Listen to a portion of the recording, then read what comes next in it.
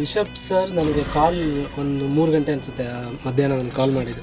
ಆ ಕಾಲ್ ಮಾಡ್ದಲ್ಲಿಂದ ಶುರು ಆಯ್ತು ನನಗೆ. ನಾನು ಎಕ್ಸ್ಪೆಕ್ಟೇ ಮಾಡಿಲ್ಲ. ಅಂಡ್ ಇತ್ತೀಚೆಗೆ ರಿಲೀಸ್ ಆಗಿರೋ ಕಾಂತಾರ ಚಾಪ್ಟರ್ 1 ಅಲ್ಲಿ ನೀವು ಬರ್ದಿರೋ ಹಾಡು ಅವನು ಮೆಲೋಡಿ ಟ್ರ್ಯಾಕ್ ಏನಿದೆ, ಸಿನಿಮಾ ನೋಡಿದ್ರಲ್ಲ ಅದೇ ಹಾಡಿನ ಬಗ್ಗೆ ಮಾತನಾಡ್ತಾ ಇದ್ದಾರೆ.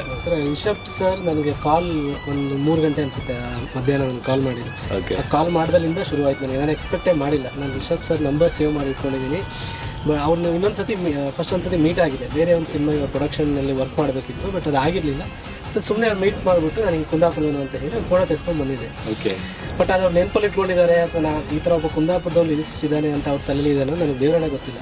ಸುಮ್ಮನೆ ಹಿಂಗೆ ಫೋನ್ ಚೆಕ್ ಮಾಡಿದಾಗ ಮಧ್ಯಾಹ್ನ ಬೇರೆ ನಾನು ನಿದ್ದೆ ಮಾಡಿದ್ದಿದ್ದೆ. ನನಗೇನೋ ಇದೇನೋ ಒಂಥರ ಹೆಲುಸಿನೇಷನ್ ಆಗ್ತಿದೆಯಾ, ಹಿಂಗೆ ರಿಷಬ್ ಶೆಟ್ಟಿ ಸರ್ ಅಂತ ಕಾಲ್ ಬರ್ತಿದೆಯಲ್ಲ ಅಂತ.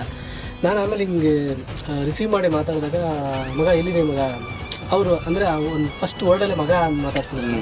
ಅದು ಬೆಂಗಳೂರು ಮಗ ಅಲ್ಲ, ಅದು ಕುಂದಾಪುರದ ಮಗ. ಅಪ್ಪ ಮಗನ ಕರಿ, ಅಮ್ಮ ಮಗನ ಕರಿ, ಆ ಥರ ಮಗ ಅದು.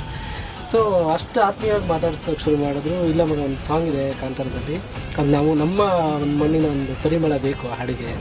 ಲವ್ ಸಾಂಗ್ ಆದರೂ ಕೂಡ ಅದ್ರಲ್ಲಿ ನಮ್ಮ ಒಂದು ಫ್ಲೇವರ್ ಬೇಕು, ಆ ಥರದ ಸಬ್ಜೆಕ್ಟ್ ಇದು, ಆ ಥರದ್ದು ಏನೋ ಒಂದು ಬೇಕು, ಅದು ನೀನು ಮಾಡ್ತೀಯ ಅಂತ ಅನ್ನಿಸ್ತು ನನಗೆ. ಹಾಗಾಗಿ ನಿನಗೆ ಕಾಲ್ ಮಾಡಿದೆ ಅಂದಾಗ ಖುಷಿ ಜೊತೆ ಒಂದು ಭಯ, ಒಂದು ಜವಾಬ್ದಾರಿ